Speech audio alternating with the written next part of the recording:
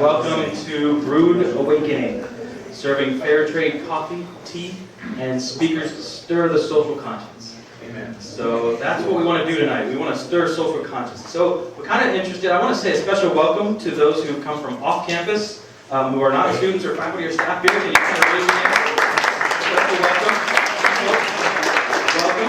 Welcome. And who else is in the house here? We have some graduate students in the house here. Graduate students, MBA students up here, a couple others. How about, what other majors do we have here? What other departments do we have represented here? Business. Who's all business here? Let's see some hands. I'm all business. Right. It's all business, right? How about sociology? Sociology here? All right, who else? English? Lit? Journalism? Communication? What else? Nursing? Who's nursing in the house? Nursing's in the house. All right. Who else is psychology? Psychology? All right. Psychology's in the house. Who else? Who are we missing? Who are we missing? Biology. How about the sciences? Let's just go with generally the sciences. The sciences in the house. All right. All right. How about I guess that would include math, huh? Any good? Okay. Who are we missing? History of political science? History of poli-sci. All right. This is your building, right? So thank you for letting us use your building. All right. Who did we miss? Did we miss anybody? The arts. The arts. Oh, a little bit. What do we got? Arts. We got drama. We got. Okay. Excellent. Excellent. Well, welcome everyone. As you know, I'm Jamie Gates, and I'm the director of the Center for Justice and Reconciliation. And the Brewed Awakening program is a program of the Center for Justice and Reconciliation. Its mission is to teach poverty and oppression. To study poverty and oppression. I'll get this right. Like running through my head. Which story do I need to tell you? What is it? What is it that we do here, Harry? Seriously scary. Can you tell me what it is we do? I haven't a clue. To study poverty and oppression and to teach Christian means of social engagement. So we do that through study abroad programs like to South Africa this summer or Urban Term next summer in City Heights. We do that through the Brewed Awakening program. We do that through all kinds of networking in the city, all kinds of internships. And tonight I wanted to just highlight a few of the interns and the internships. I'm going to let some of the CJR interns introduce themselves, tell them about their passions, and they're going to invite you to get and stay involved. And I know we're coming close to exams and all. We're talking about for the long haul here. So Marissa, you want to start? Sure. Okay. Hey, everybody. My name is Marissa, and I'm interning with Jamie, and Bella and I did it together, and it's called the Sabbath-Economics Internship. And so that's what we're talking about tonight. So you guys should talk to us about stuff that you want to do. I don't know. So what does that mean? It's hard to answer because it means a lot of different things. We've been talking about how broad it is, but it's like anything to do with like money, where it comes from, where it's going, and how to deal with it in like an ethical kind of way. And so that's fair trade stuff, that's food justice stuff, that's worker justice stuff, it's consumerism, that's what everything. So it's just like everything you can think of, I guess, and we're going to learn more about it tonight, so hopefully you'll have a better idea of that in your head. So I rambled enough. We are getting together on Thursday to have a meeting. So if you guys feel riled or passionate or interested or curious or anything about any of this stuff we're talking about today or over the week, please come to the rec room at 3 o'clock on Thursday. It'll be awesome people and stuff. So be there. And we have like sign-up sheets going around and outside, so we can get your email, bother you with emails. It'll be great. We'll be good friends. Okay, thank you. My name is Bella, and I'm also part of the Sabbath-Economics Internship. And one of the other things that we're focusing on for the following year is how we can relate Sabbath-Economics to our community and our Point Loma bubble, and just like the choices that we make here on campus.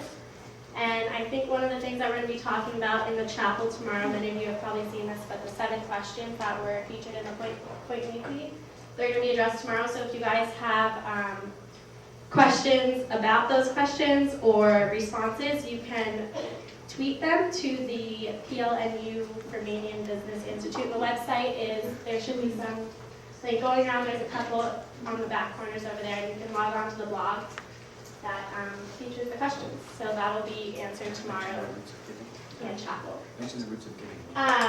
Another thing, Sure. We talked a lot. Okay, anyway, in the fall, we have the Roots of Giving Fair, which is tons of cool stuff involving all those things that you heard about earlier, where we work on stuff, and we have people from outside the community, people from our, inside the university, everything all coming together, and we have this really cool, like, fair trade fair thing that just is all kinds of alternative ways to do Christmas. And so that's really cool. So we'll kind of be, like, working on that and getting, hopefully, like brainstorming, not even just like seeing who's interested, who wants to do stuff for next semester. So, kind of looking forward. Hello, my name is David McKippen. I intern on the issues of immigration, and I lead a discussion, or guide a discussion, every Thursday. We meet in the CAF from 5:30 to 6:30, and we talk about different immigration issues, the life of the migrant here in San Diego, and we were actually talking today about how all the different injustice issues kind of overlap, and how economy can influence and is, tied into the story of the migrant and their lifestyle and what they have to go through, and different things like that, food injustices. And so Thursday, if anyone's interested, we gather and we just talk and discuss these issues from different perspectives, and you're all welcome. Come and join us. So. We also have internships in human trafficking. If you haven't met Haley Swan, she's amazing, and they meet on Wednesday nights at 6 o'clock in the cafeteria. If human trafficking, if your consciences have been piqued about human trafficking, they call themselves Beauty for Ashes. It's an amazing group. And then also in Christian peacemaking. So come talk to me if you're interested in internships for next year. I will also say that if you're interested in digging deeper academically, the CJR co-sponsors and co-hosts the Sustainability Minor. Professor Harry Watkins here, Dr. Harry Watkins, just kind of wave at everybody here. If you're interested in sort of how to begin to implement or think about the kind of things we're talking about tonight in your coursework, Professor Harry Watkins has a great way through the Sustainability Minor, so wanted to mention that as well. Welcome again tonight. Don't want to overwhelm you with too much and too many announcements because we have a tremendous speaker. Thank you for the three of you and the work that you're doing. I'm going to send around this sign-up sheet if you're interested just generally, or if you're interested in something specific that you heard about tonight. You can mark that here, give us your email, and we'll contact you for more, to send around more information for you. But now, we've talked long enough, and I'm really, really blessed and privileged to have Ched Myers here tonight. Ched and I got to know each other. We met each other down at the border, doing some subversive activities there, an event called the La Posada Sin Fronteras, the Inn Without Borders, where we gather as Christians at Christmas time on both sides of the border and have this big worship service, and we mourn those who died crossing the border. We also celebrate Christian hospitality and try and figure out what that means given the scar in between us. And so that was my first encounter with Ched, and then I started reading his stuff, and I was just blown away that somebody would think so deeply and richly as a biblical scholar about politics and the economics of exploitation. And I quickly learned from him that, well, frankly, our tradition has been talking about these things for a very, very long time. And so Ched's come to share with us tonight some of the thoughts that God's laid on his heart. And so would you welcome him in the way that one will welcomes good people.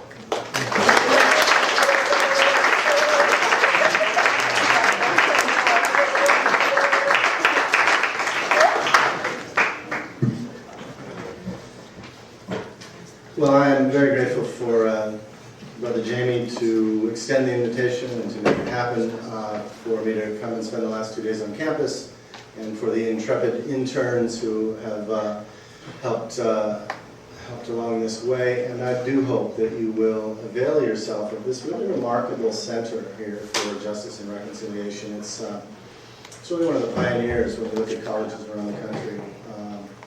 So don't not check it out while you're here, no matter whether you're a freshman or a senior or a grad student. And I also want to thank you all for coming out on this Tuesday night. This is a great series, the Brewed Awakening series, and I'm very honored to be part of it. I think this is the last one of the year, right? So, how many of you have attended previous? No, let's do it differently. How many of you? This is your first time to the Brewed Awakening. That's great. Give yourselves a round of applause.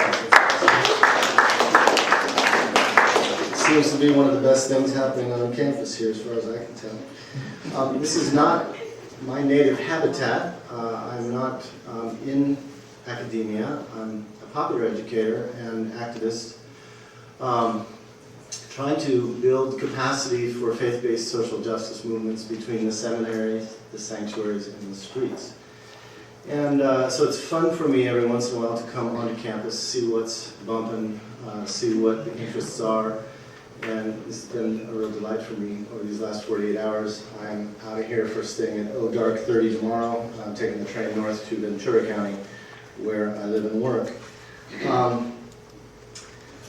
Here's what tonight is not going to be. It's not going to be sort of sloganeering or big broad brush economic justice rant or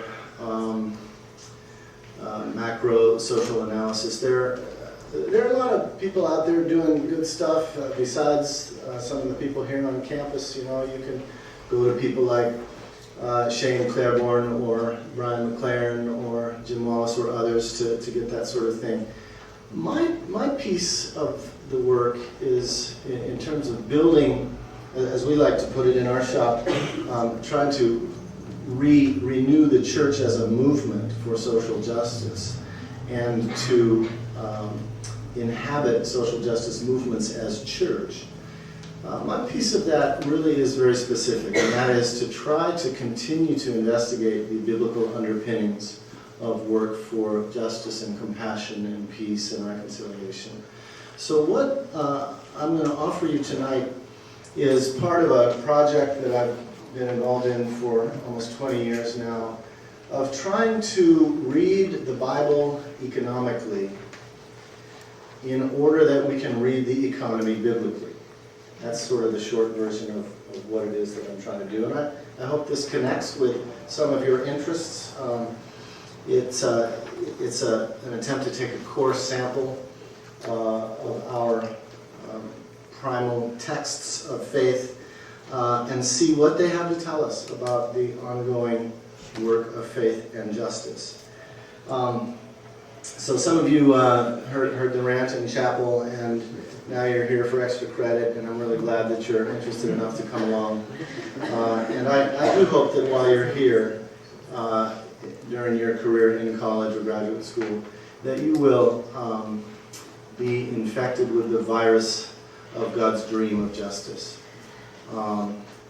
It is something that invites us and challenges us to practice what Jews called tikkun olam, the healing of the world. And it is a prayer that Jamie and I passionately share, that the church would be front and center in these efforts here and all around the world. So let's jump into it. I'm somebody who thinks that the history of social movements is important, in part because the history of our church is the history of a social movement. And last week, just 8 days ago, was the 43rd anniversary commemoration of the assassination of Dr. Martin Luther King, the greatest prophet our country has ever seen, and that our church has ever produced, in my opinion.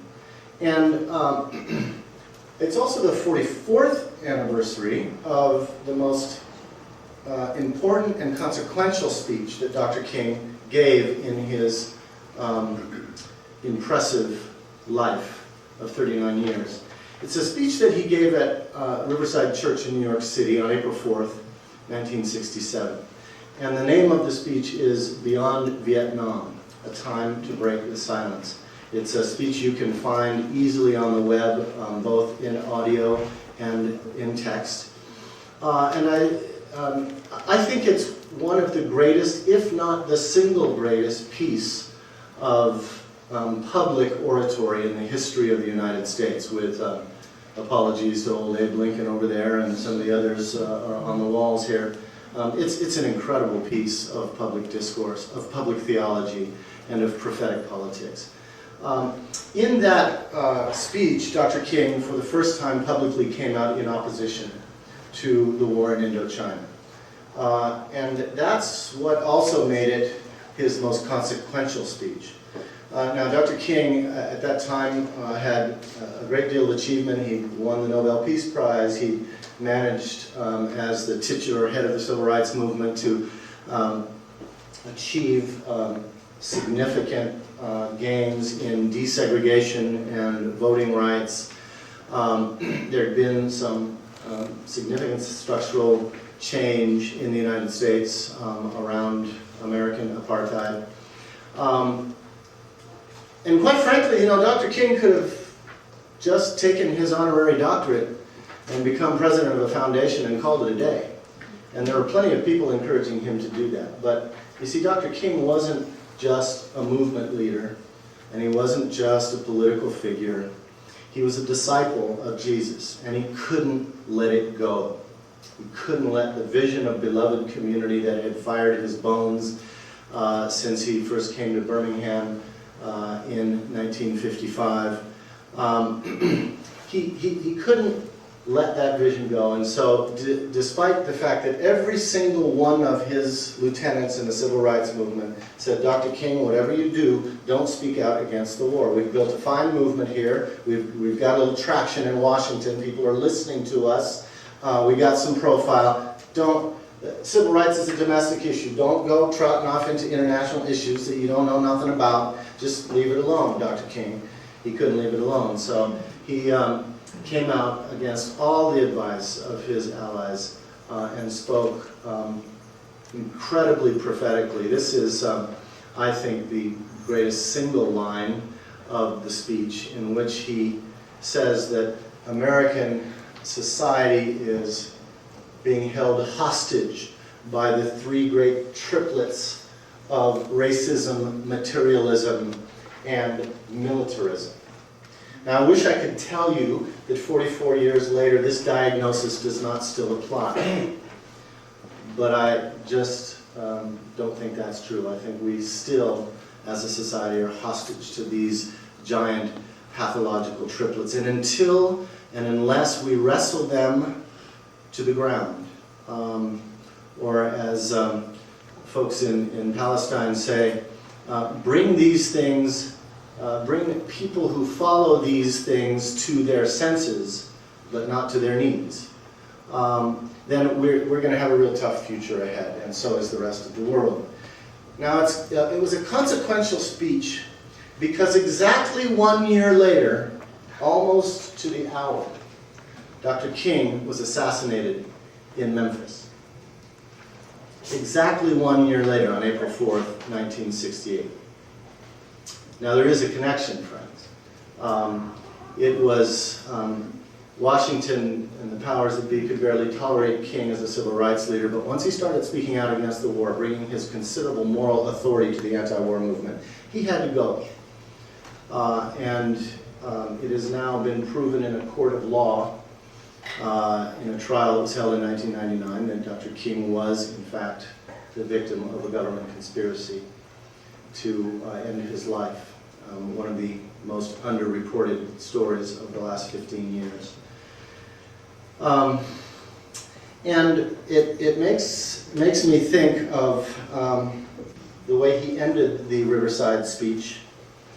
Now let us rededicate ourselves to the long and bitter but beautiful struggle for a new world.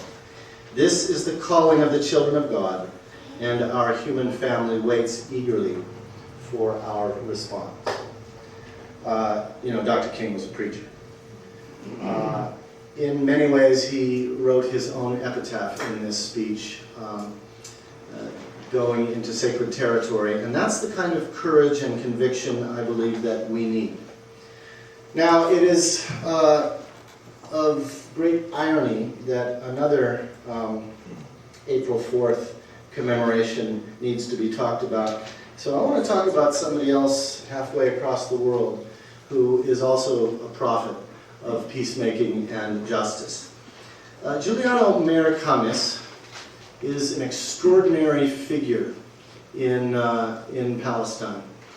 Born of a Jewish Zionist mother and a Palestinian Christian father, he rose to quite a career in Israeli movies and theater. But he was very troubled by the occupation of the West Bank and Gaza. And so, at the inspiration of his mother, Arna, he co-founded a theater in the village of Jenin on the West Bank. That was a theater workshop. It was doing drama therapy for people, particularly for children traumatized by the war. Children who couldn't sleep, who couldn't cry, who would become catatonic, were able finally to touch their emotions through the indirect methods of drama therapy. Freedom Theater started in Jenin in 2002 and was widely considered one of the most compassionate, healing, and prophetic peacemaking activities in a war that has claimed literally thousands and thousands of lives. This way of allowing traumatized people to express themselves through theater became known all around the world.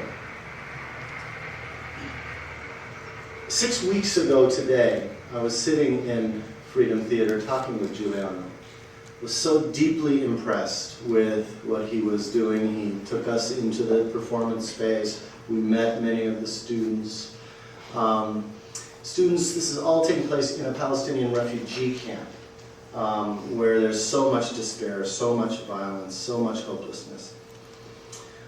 On April 4th, just 8 days ago, Juliano was gunned down in front of Freedom Theater by a masked gunman. April 4th, why did it have to be April 4th? Why did it have to happen at all? And so, by way of giving honor where honor is due, I want to dedicate this evening and this great circle of Brewed Awakening consciousness raising to the memory of Juliano and his work. May his spirit rest in peace, may his work continue. And may we all be inspired to become more serious about our discipleship of justice and peace. And in Juliano's honor, I have up on the table there a vest, a beautiful Palestinian embroidery, that we can remember this incredibly courageous Israeli Jew who sacrificed a lucrative career in film and television to work in a Palestinian refugee camp to try to bring healing and peace, and who now has become yet another victim of this awful war.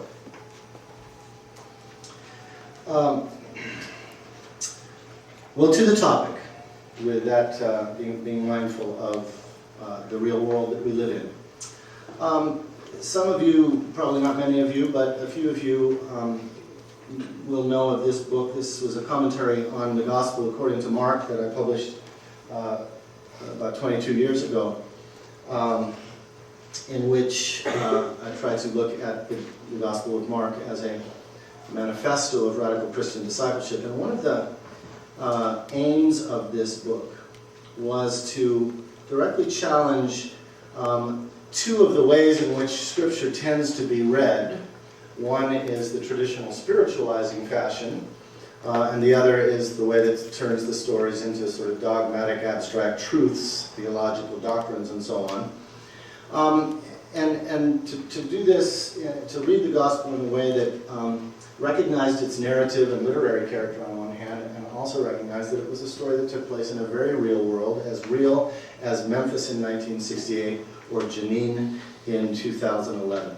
a world of violence and betrayal, a world of profound injustice and marginal hope. I also wanted in this book to promote that contrary to what evangelicals tend to push as the core of the Christian faith, namely decisionism, right? The whole point is to get folks to get saved, to invite Jesus into their heart, and then everything else is sort of gravy.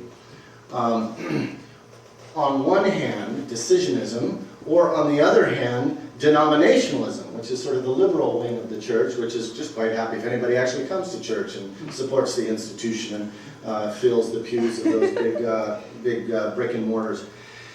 Neither decisionism nor denominationalism seem to me to be faithful to the text of Scripture. But the core narrative of discipleship is. And so what I want to do with you this evening is look at one of our primal narratives of the call to discipleship. The basic question of Christian discipleship in every age is, how do we follow Jesus? WWJD. But here's the problem. We can't answer the question, how do we follow Jesus, unless we know where Jesus is. Sort of simple logic. And the problem with that question is, with much, if not most, first world Christianity, Jesus doesn't actually inhabit the real world at all. Jesus' story seems to have taken place in Disneyland. And his prophetic witness and the consequences of it have become profoundly domesticated in our churches, right? So I like the way that Brian McLaren puts it. The popular and domesticated Jesus has become little more than a chrome-plated hood ornament on the guzzling Hummer of Western civilization. Tell us how you really feel, Brian.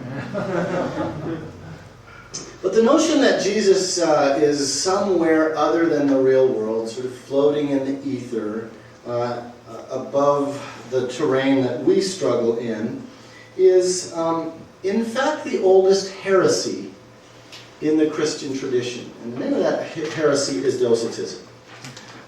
Docetism taught that if Jesus was really human, then he could not have actually been God. And if Jesus was really God, he could not have been actually human. This was concocted by people who just couldn't figure out how the infinite, omnipotent, omniscient God could inhabit the limited, partial, ambiguous flesh and the vicissitudes of history. It just didn't seem to fit. So the incarnation was a great heresy. And the Docetists were rightly rejected by the earliest church as heretics. The problem there is that the church won that battle and lost the war. Because most Christian churches today are functionally docetic.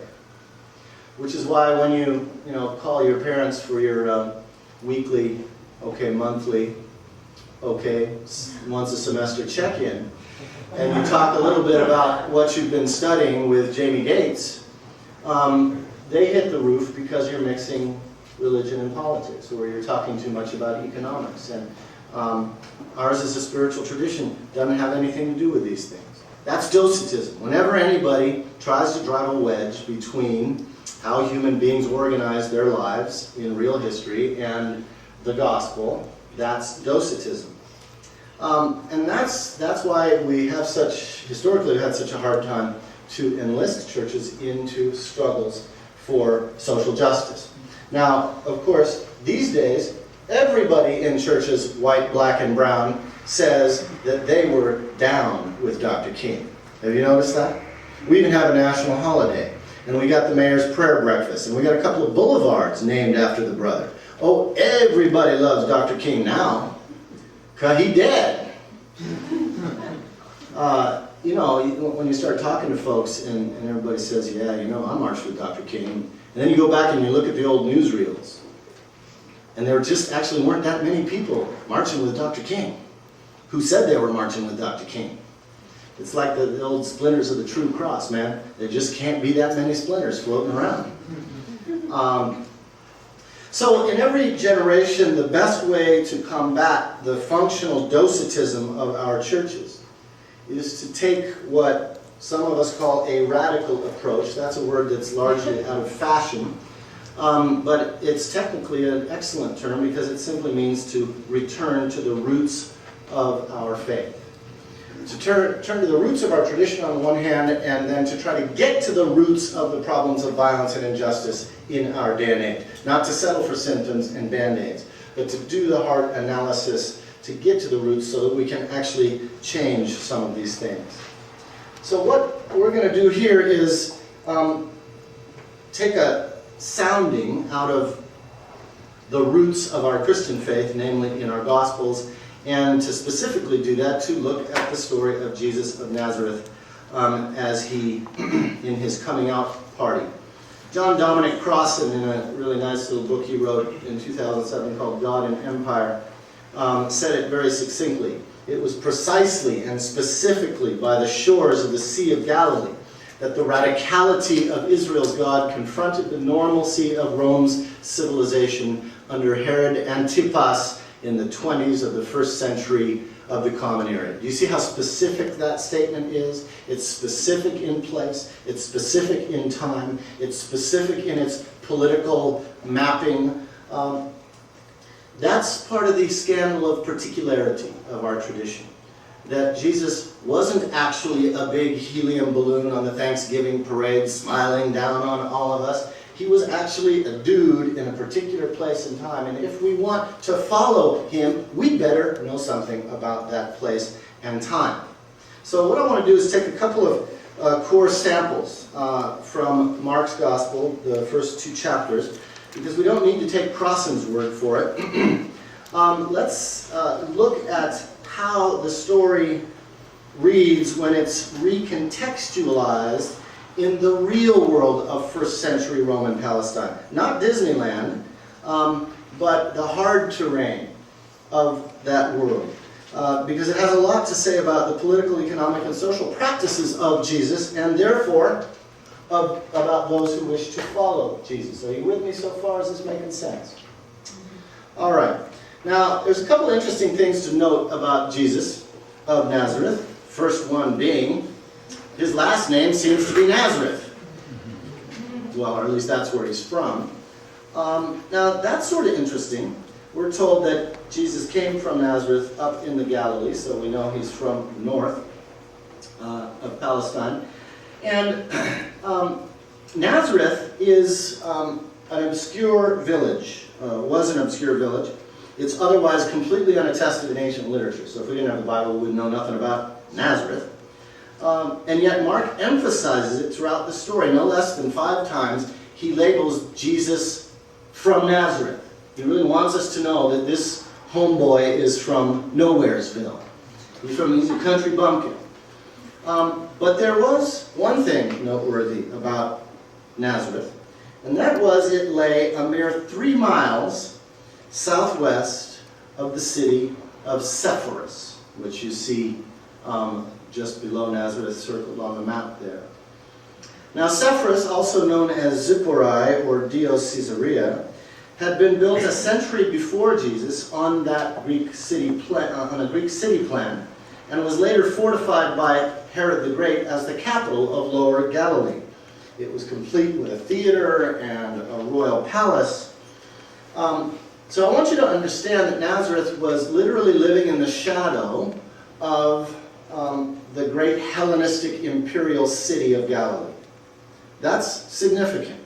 It's like peering over the hill here and seeing downtown San Diego or the naval shipyards. You know, that does something to your consciousness if you're paying attention. After Herod's death in 4 BCE, a major Judean insurrection broke out, right? You understand that Palestine was an occupied country, occupied by the Romans, and Herod the Great was, he was just sort of a Latin American dictator puppet of Rome, doing the bidding of Rome throughout Palestine. And he was very good at it, and he was brutal in suppressing his own people on Rome's behalf. Now, there was so much suppression that when Herod died, everybody threw a big party, and it was a riot. everybody just started tearing stuff up. And one of the things that the rebels did is they went in and they sacked the city of Sepphoris. As they went in, they took possession of the royal armory, got a bunch of weapons, that's what guerrillas do, and ran for the hills and started an insurrection. Now this was in the year 6 of the Common Era. And if we're doing our math right in our Jesus timeline, Jesus would have been about 6 years old when this major military insurrection broke out 3 miles from his front door. Do you think that had any impact on you? Well, of course not if he's the helium balloon over the Thanksgiving parade, but if he's a human being who's seeing the smoke rising and watching the soldiers go by, you see, because it didn't take long for the empire to strike back, and sure enough, after this revolt by Judas, son of Ezekias, Varus, the Roman legate of Syria, marched down and completely destroyed the city of Sepphoris and sold all the Jewish citizens into slavery. Do you think that might have made an impact on Jesus' consciousness? Historian Richard Horsley relates how Herod Antipas, now so Herod the Great dies and his kingdom is divided up into 3 sons, one of whom is Herod Antipas, and so when you read in the New Testament about Herod, most times it's referring to Herod Antipas, because that's the Herod who was alive during the life of Jesus. Horsley relates how Antipas, once the city of Sepphoris had been razed, Antipas moves to rebuild it, and this time he's going to rebuild it as an even more thoroughly Romanized modern administrative center. So his first act was to establish this center from which his security forces, his market inspectors, and his tax collectors could be easily dispatched to control the countryside. Sound like any banana republic you might be familiar with?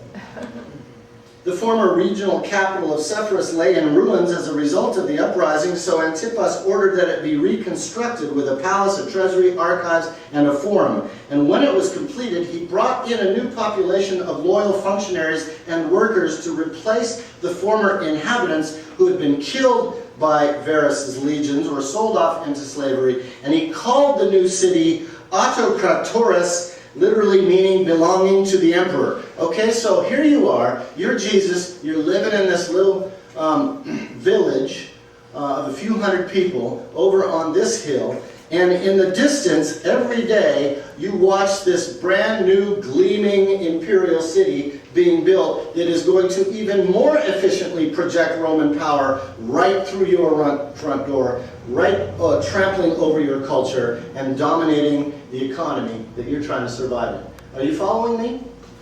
I'm telling you that Jesus' earliest memories were of imperial oppression that was right in his line of vision, in the same way that you can see the hill just 3 miles away from modern-day Nazareth. But not only that, and here are pictured the ruins. I actually visited the ruins at Sepphoris a month ago when I was in Israel, and it's just amazing. This is a theater that was built by Herod Antipas, and it's sort of interesting, you know, ancient Jews, they didn't go to the theater. So you might think that modern Jews have a lot of influence in Hollywood because there's so many creative directors and movie stars and studio, but back in the day, Jews didn't go to theater because it was idolatrous, right? And yet there's a very technical term from the Roman theater that Jesus uses over and over and over in some of his rants. It's the term hypocrites, what we commonly call hypocrite. So for example, in Matthew 23, there's this litany, woe to you, scribes and Pharisees, hypocrites. Now he wasn't meaning hypocrites in the way that we mean it, meaning somebody who's disingenuous and duplicitous. He was meaning it in the technical term coming from the Roman theater, meaning actor. A hypocrite was an actor in the Roman theater. It was someone who was playing a part that was different than what they were supposed to be in real life. That's the nature of an actor. So it wasn't a compliment, but it was a different kind of indictment. So that suggests that, that's one of the indirect evidences that suggests that we know that Jesus of Nazareth not only was aware of Sepphoris, but was aware of the pagan culture that was dominating his landscape. Now there's more to say about the Roman presence on the land and the propaganda of Roman domination. I want to show you a dedication plaque here found in northern England. It's flanked by relief carvings. At the left is Mars, the Roman god of war, brandishing a spear, while at the right is the mythological hero Hercules holding his club. At the bottom is a running boar, symbol of the 20th Legion. Now this is what you call the political propaganda of empire. This particular plaque was found in northern England. If you know anything about the reach of the Roman Empire, you realize this is at the very furthest margins of empire. You're walking along the road with your sheep and you come across this plaque, and what's it telling you? It's telling you a story, and you're not the subject of this story. You're the subject of this empire. And it's telling you that you mess with Rome, and the gods in all their brutality will hammer on your head. Now, Judea, Palestine was also at the far outskirts of the Roman Empire, and the same kind of propaganda was being built all around the place, like billboards as Jesus is going to work, billboards that are talking about the omnipotence of Rome. Well, not only that, but let's say you got to go down to the corner store and buy milk and bacon. Okay, maybe not bacon. Here's the coin you get to use. These are coins that were issued right after the final Roman defeat of the Judean revolt that had started back in the year 6, that culminated in the year 70, and Rome came in and completely wiped out the Judean rebellion and issued this coin. And I want you to look at the iconography here. This is the Judea Captus series. Here is a Roman legionnaire standing victorious over a woman slumped over with her hands bound behind her under a palm tree, symbol of Palestine. This is what you got to buy groceries with. Every day a reminder that you are a defeated people. That's going to work on your head.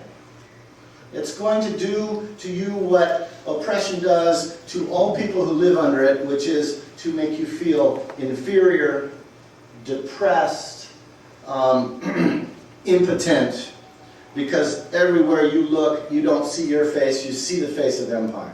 Everywhere you look at your political prospects, you only see the omnipotence of your oppressor. And not only that, here's another coin. This is a denarius that has a picture of Providentia, Providence, the goddess Providence, standing, holding a globe, symbol of the whole known world, in her hand. And around the edges of the coin, in Latin, the word Eternitas. The empire is forever. Think about that next time you read about eternal life in the New Testament. And imagine the argument that the early Christians were picking with the empire. Well, the political oppression of Herodian Galilee was further underlined by the fact that if Jesus grew up in the shadow of Sepphoris, and if during his lifetime Sepphoris was being rebuilt in the major construction project, and let's say you're Jesus, and let's say you're a tecton, a carpenter, a construction worker, where are you going to get work?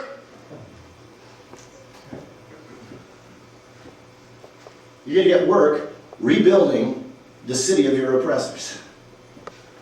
It's sort of like being Chicano in the 1930s in San Diego, where your ancestors remember when this was part of Mexico, but now the only job you can get is in the naval shipyards, building the power of the country that took your country. You follow the analogy? It's going to do something to you. And I just want you to understand that this was the real world that Jesus was growing up in.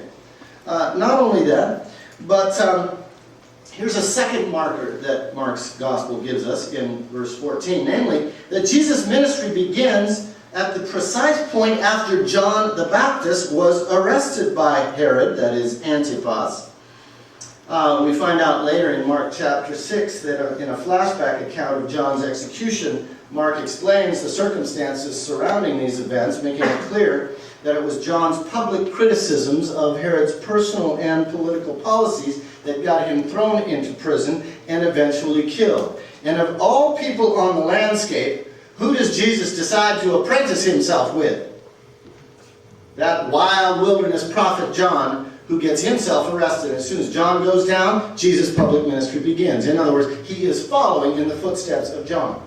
It's a little bit like being a Christian in 1968. Let's say April 6th, 1968. And right after you're reading the news about King being assassinated, you come out publicly and say, I am a disciple of Dr. King. It's that sort of political controversy. Not too many Christians did that, by the way, in April 1968. Everybody was ducking and running for cover. Now, Mark further specifies Jesus' social location just a few verses later when he is portrayed as passing along the Sea of Galilee. But why would Jesus have moved some 60 miles from Nazareth in the interior hill country to the Sea of Galilee? Was he running for cover after John's arrest? Well, there are probably two reasons for Jesus' significant geographic move, both of them economic. Remember, this story is not taking place in Disneyland. It's taking place in a real world. The first reason is that, well, obviously at the Sea of Galilee, the major industry was fishing, and fishing depends on boats constructed of wood. These boats were often in need of repair. A number of years ago, I think about 20 years ago, a boat was found at Kinnereth along the Sea of Galilee, and they've positively identified it from carbon dating to date to the early part of the 1st century, so they call it the Jesus boat. And when you do an analysis on the boat, you find that it was originally constructed of cedar, which was a very resistant wood, resistant to rot, but then repaired with no less than 5 other types of wood over the next century. In other words, this boat was being constantly patched because it was a boat used by peasant fishermen who were poor. So you're just doing whatever you can do to keep this leaky tub going so you can scratch out a living. And so Jesus might have gotten a job as a tecton, a carpenter, helping folk repair boats. The other possibility was, for why Jesus may have come to the Sea of Galilee, was that there was a major shift in Herodian construction projects. You see, in beginning in the year 7, Sepphoris is being rebuilt into Autopratoris, and Jesus probably getting, and his daddy probably getting work rebuilding this Roman city. But then Antipas changes his mind because there's a major shift in the Mediterranean economy. And Roman policy, imperial policy, has decided that it wants to structurally adjust the political economy in and around the Sea of Galilee because there's a rich fishing industry, and fish can be processed for export by turning it into fish sauce and smoking it and drying it, and it was a delicacy around the Mediterranean world. And so what Antipas decides to do is decides to build a new capital in Galilee, abandons the capital in the former Sepphoris, and begins building a new capital at a place called Tiberias, right on the shores of the Sea of Galilee. That construction process begins in the year 19, when Jesus is about 19, I guess. Coming into his own as somebody who swings a hammer.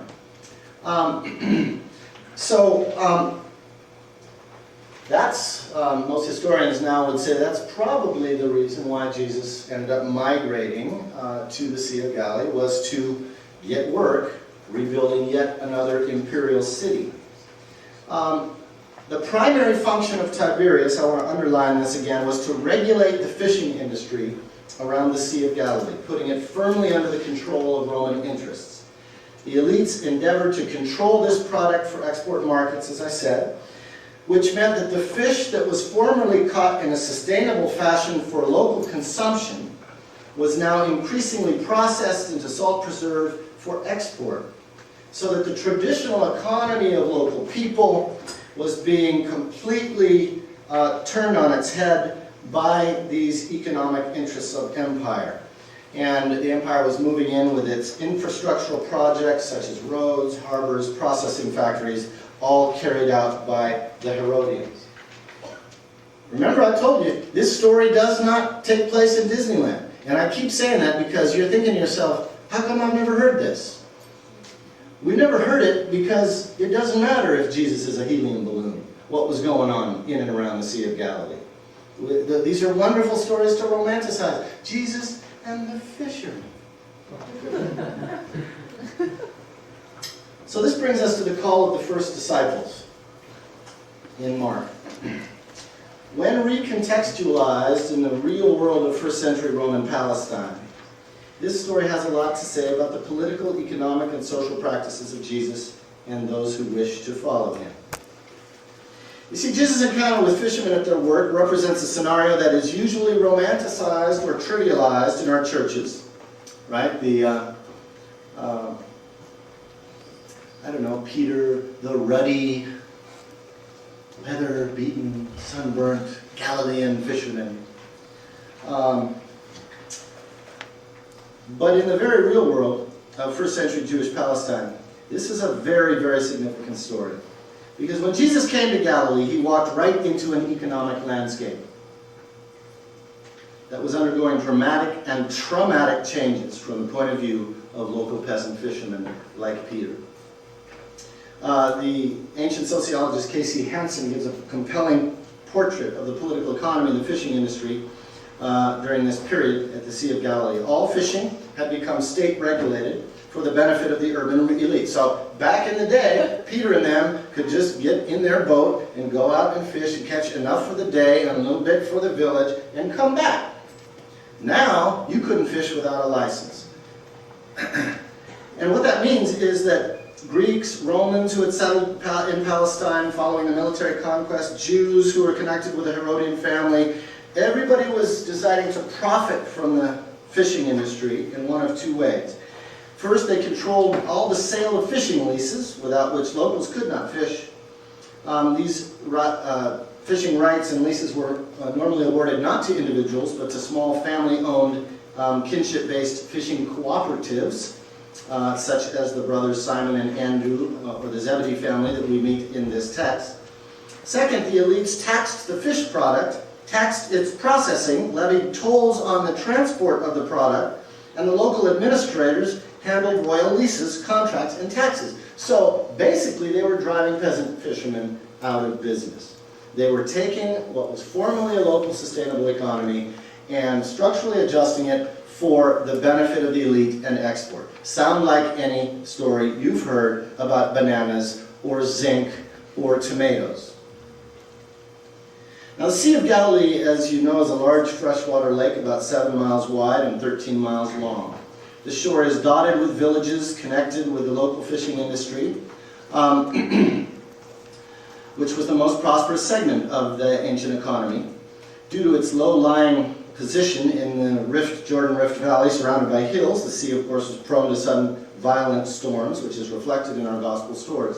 Since 1970, archaeology has made it possible to literally map some 16 ancient harbors that were unknown until recently. The Jewish archaeologist Mendel Nun writes that most of the fishing villages pictured here were founded or rebuilt in the last centuries before the Christian era, which was probably also when the first harbors were built. So there are a lot of ruins from Roman times can still be seen around the lake, sophisticated hydraulic engineering facilities, networks of roads and bridges, public buildings.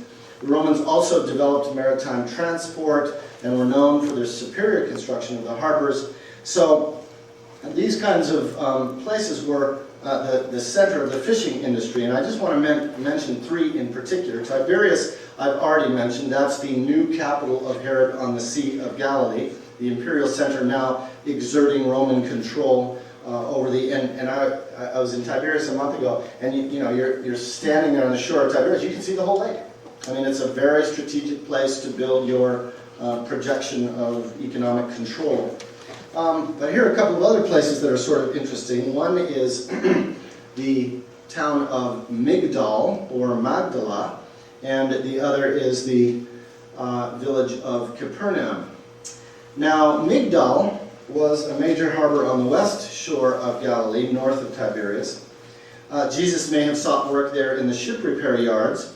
Its previous name, its Greek name, was Terrakeia, which means processed fishville, meaning that Magdala was the place where fish for export was processed in factories, which means you know who came from Migdal. Don't you? Jesus' buddy, Mary of Magdala, probably a refugee from the fish factories. The other village is really ground zero of the gospel story, and that is Capernaum. As an itinerant laborer, Jesus moved up and down the coast from harbor to harbor, and at some point appears in Capernaum, another major harbor on the north part of the lake. And it's here the gospel story reports that Jesus becomes familiar with the sons of Zebedee and Johann. And one of the really thrilling moments in my recent pilgrimage to Israel-Palestine was standing on the site they have now positively identified as Peter's house, because they know that there's been Christian veneration there since the 2nd century, and it's literally 10 yards from the water. It was a fishing hut.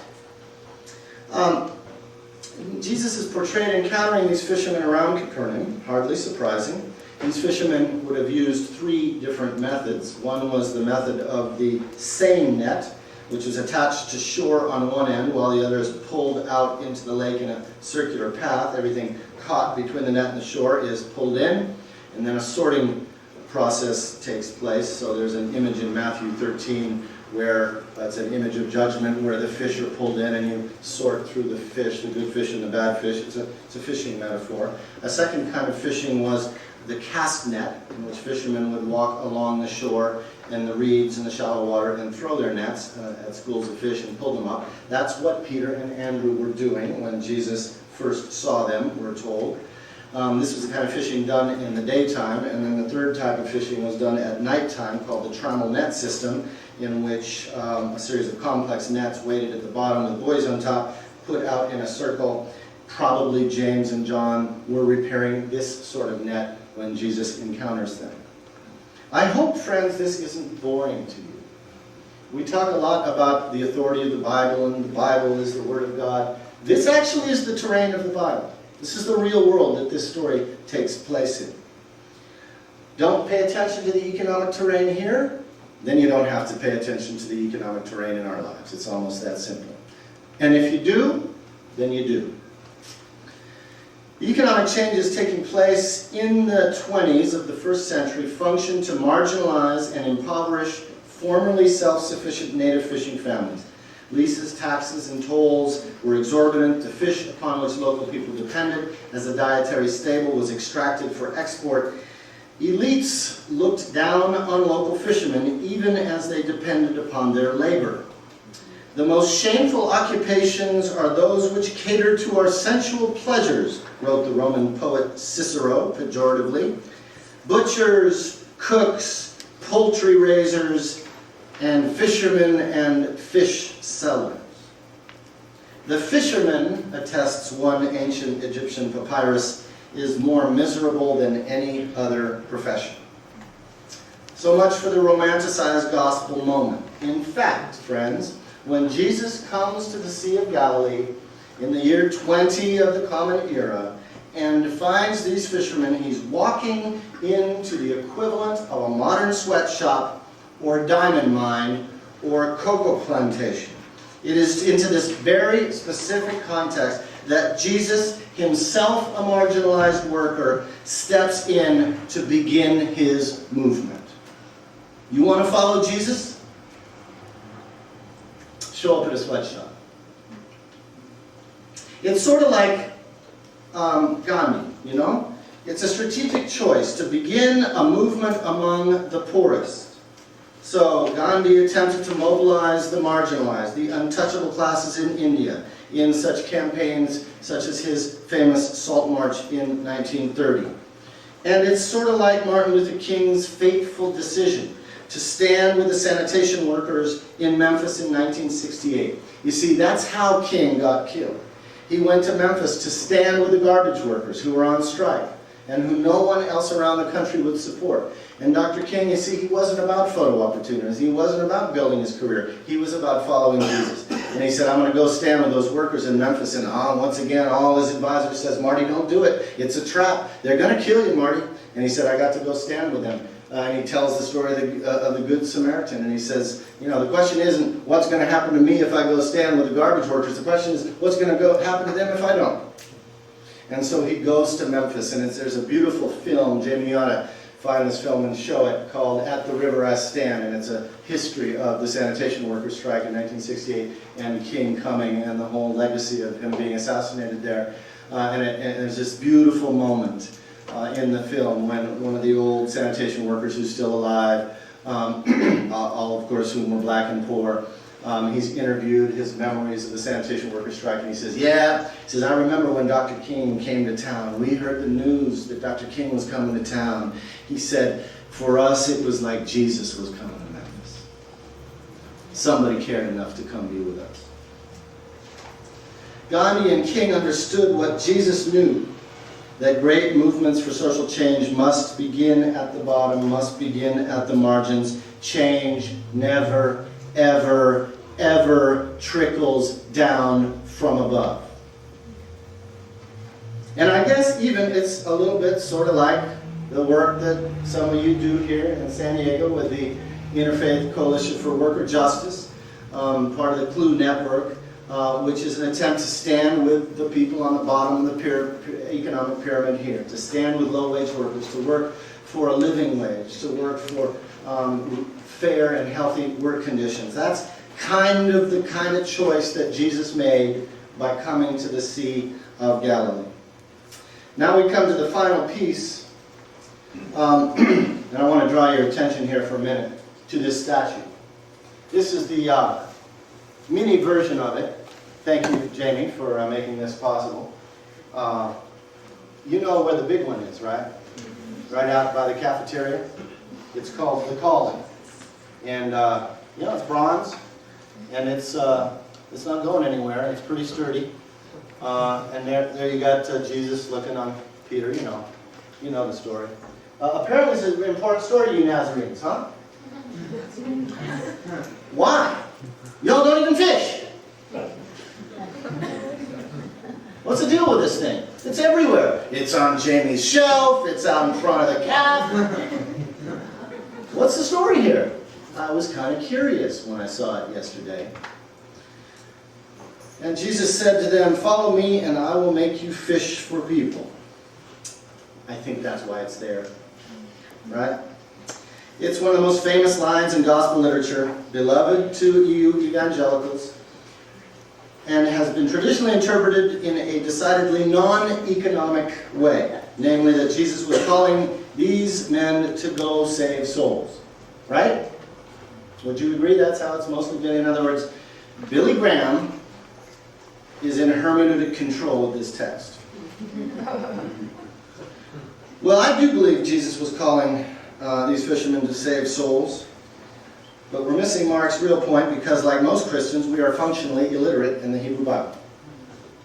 So let us hear the echoes of no less than 4 prophetic oracles that employ versions of this very image. Jeremiah envisions God sending out for many fishermen in order to catch the wayward people of Israel, specifically those who have polluted the land with idols. I am sending for fishermen, says God, and they will catch you. And believe me, it's not to reward you. Or how about Prophet Amos in a similar vein, targeting the elite classes of Israel, whom he calls, rather indelicately, the cows of Bashan, warning that Yahweh is going to haul them away like sardines to judgment. The time is coming when they will take you away with hooks, every last one of you with fish hooks. Don't yell at me, I didn't write this stuff. Or the most clearly anti-imperial oracle found in Ezekiel's rant against Egypt's Pharaoh. As in the case of the Sea of Galilee, this oracle denounces the empire's delusion, in this case the Egyptian empire, that it owns all the water resources and all the fish in the sea. And God vows to yank the dragon of Egypt right out of the river, hook, line, and sinker, along with all the fish that the king claims exclusive rights to. And finally, the prophet Habakkuk, lamenting the way the Babylonian emperor overfishes, feeding on conquered peoples, cannibalizing the nations in the interests of empire. The Babylonian tyrant pulls the peoples all up with a fishhook, hauls them in with his throw net. He's happy when he catches them all. His success he offers sacrifices and burns incense to his dragnet. How long will he continue to fill and empty his throw net? Will he always destroy nations and spare none of them? In other words, this is a parody of empire hauling people away to oppression in their fishing nets. You see, friends, Jesus knew his Bible. I know you all have a high doctrine of the authority of the Bible. But the difference between a lot of us and Jesus is he actually knew his Bible. And not only that, he actually reenacted his Bible and recontextualized his Bible, brought it back to life in a new moment.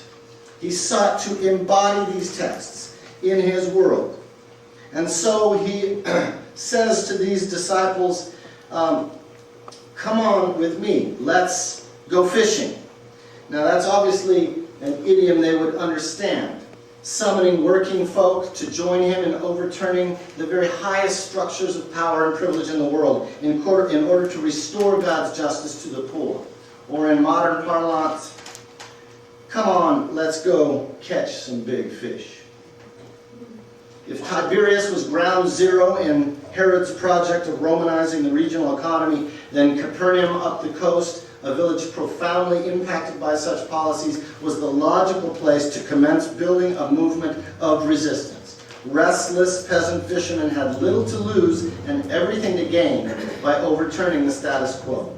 With such rigid state control of their livelihood and the oppressive economics of export, and having fallen to the bottom of the economic hierarchy, it is hardly surprising that in Mark's story, the fishermen immediately respond.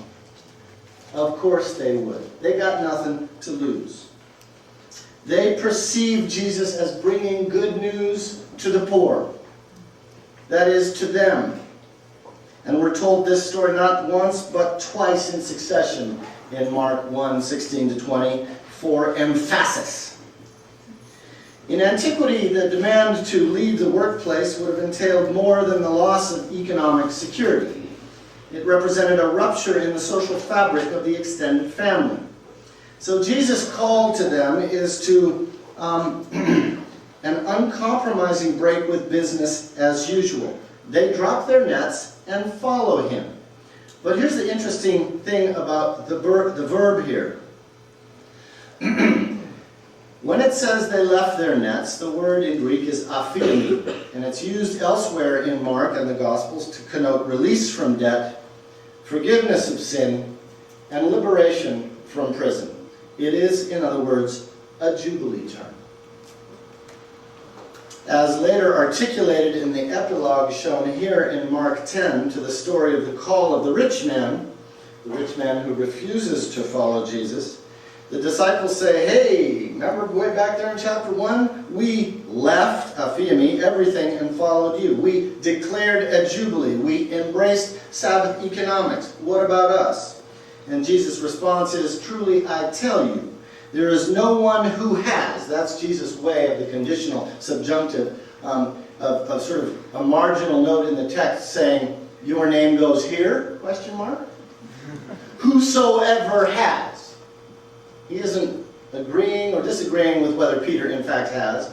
The story will be a little ambiguous about that in the end. But Jesus issues this invitation to all of us to follow. And whosoever does leave house and family and fields for my sake and the sake of the gospel will receive 100-fold now, houses, family, field. That's the further articulation of Sabbath economics. If you give up your private anxiety and your private struggle against a system that's killing you and recommunitize everything into the beloved community and practice mutual aid, you will find your resources multiplying. I want to close with a sort of epilogue to this story. And that's the second call to discipleship in Mark. It's found in Mark chapter 2. Interestingly, this time it's not the fishermen who are called, but it's the tax collector. And what we know now is that Levi wasn't just a tax collector, he was a fishing lease seller. He was a street-level representative of the elite interests who were controlling the fishing market, and so he was the very person who was responsible for selling fishing leases to these peasant fishermen who used to be able to fish for free. How do you think the relationship between Peter and them was with Levi? Probably a little strained. Levi's tax office is in Capernaum. In addition to collecting taxes, he probably sold fishing rights, may have even supplied capital loans for certain fishermen to build nets or boats. He would naturally charge interest for these services. It's not for nothing that the subject of debt pops up throughout the Gospels repeatedly. Well, we're told that not only does Jesus call peasant fishermen, he also calls the people who are directly oppressing peasant fishermen. And the very next episode in Mark's Gospel is a party at Levi's crib. Debtors and debt collectors. Now, the only way, friends, I submit, in which these class enemies would have in fact shared table fellowship would have been if Levi's discipleship entailed a redistribution of his wealth and power. Jubilee, Sabbath economics. You think I'm making it up? Don't you remember the story of Zacchaeus at the end of Luke's Gospel? Zacchaeus wasn't just a street-level tax collector, he was the chief tax collector. And we're told very specifically that he responds to Jesus' invitation by vowing to redistribute half of his wealth. And you can sort of see Jesus' eyebrow go up, half. And he says, and I will make fourfold restitution as Torah teaches. If I have, Jesus is like, if you have defrauded anybody? The concrete discipleship of the elite involves very specific economic practices associated with their privilege. The gospel to the poor is, let's go catch some big fish. The gospel to the big fish is, let's renew the world by practicing Sabbath economics and knitting back the fabric of social relations. That is why the local authorities objected to the party at Levi's place. Jesus is starting a revolution in Galilee in which God's Jubilee justice is being realized. And Jesus' answer to their objection is sort of interesting. It points out the obvious. If you don't think the body politic is sick, you don't think it needs to be healed. If you think the system is working, then you're just going to sit back and enjoy the ride. But when you start hanging out with the poorest of the poor and the marginalized, you see that the system isn't working, and then you'll be looking for healing. Only those who understand the wound will pursue healing. Or as the bumper sticker likes to put it, if you think the system is working, ask somebody who isn't. Well, you know, history does teach us that we should never underestimate the power of a strategic meal. And I believe that Levi's fellowship at his pad was a strategic meal, threatening to overturn the social order way back in ancient Galilee. Just like when in 1960, 4 black college students walked into a Woolworth store in Greensboro, North Carolina, sat down at a whites-only lunch counter and waited to be served. A protest which within 3 days gained national attention, and soon sit-in demonstrations spread throughout the country. And within 6 months, 75,000 college students throughout the South were sitting in at lunch counters, starting the greatest social movement in the history of our nation. So to summarize, Mark's first discipleship call story describes a world in political, social, economic, and religious crisis. The tension of local disenfranchisement by imperial forces of globalization was intensified by the dramatic appearance of prophets who called their people to repentance, to turn around, not just individually, but to turn this entire social project around because it's headed toward disaster. That's what repentance means in the Bible. Mark's Jesus began building a movement of discipleship carefully and strategically with those at the very bottom of the socioeconomic ladder at that moment and in that place in history. If you are scandalized by that particularity, then you're going to miss the power of this story. But if it resonates with you, then your next step is to go with Jamie and folk to the border to start working with people who are struggling for minimum wage and to start seeing reality from the underside. Why? Not because it's the cool political thing to do, but because that's how we follow Jesus in the real world. The fact that fish are one of the earliest symbols of the Christian movement, I really like that. I guess it was meant to remind believers that discipleship was all about economics and all about God's challenge to empire on behalf of justice for the poor. Yeah, I was there. It was a real emotional moment for me to be in Tabgha along the Sea of Galilee at the Church of the Loaves and Fishes, where this Byzantine 4th century mosaic still is on the floor underneath the altar, where tradition has it, Jesus broke the loaves and fishes. Why is it that the most ancient symbol of our tradition is a fish? It's an economic symbol. It was the symbol of economic survival and economic struggle and economic resistance. And it is the oldest symbol we have. Let's reconnect with the loaves and fishes. I think this means three things today for our churches. The gospel, number one, the gospel is supposed to represent good news for the poor. And we should be socially located accordingly. Secondly, we need to be discerning what it means to go after big fish today in our globalizing economy. And thirdly, we are called to reach out both to victims and oppressors. That's restorative justice, to build celebrative community across social boundaries based upon real distribution of wealth and power. Outside you'll see a couple of booklets we've produced about both more sort of biblical vision and practical meaning today of this term, Sabbath economics, which you may not have heard until this week, and I invite you to go there and look a little bit more at it. I want to let Dr. King have the last word. As you know, King was killed in Memphis, and if you go to Memphis today, to the Lorraine Motel where he was cut down, you'll see that really one of the wonderful things in this country, which is the National Civil Rights Museum, which has been built right in the motel. And standing under the balcony where King was cut down is this memorial stone. And all it says, as you can see, is a simple quotation from Genesis 37. This is, of course, the story of Joseph and his brothers. And it says, they said to one another, "Behold, here comes the dreamer. Let us kill him and see what becomes of his dream." You know, every time I go there, and I've been there 4 or 5 times, I just burst into tears when I see it.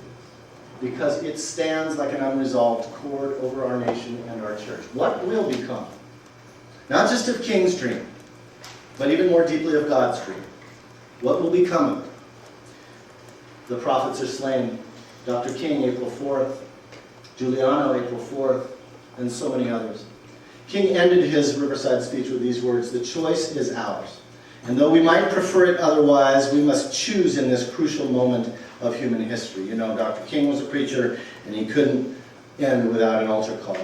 And I want to leave you with Dr. King's altar call, the call of conscience from his epitaph, that we all might figure out ways to embrace the real dream of God in the real world and follow Jesus to work with the poor and to work for justice. That's all I got. Thank you.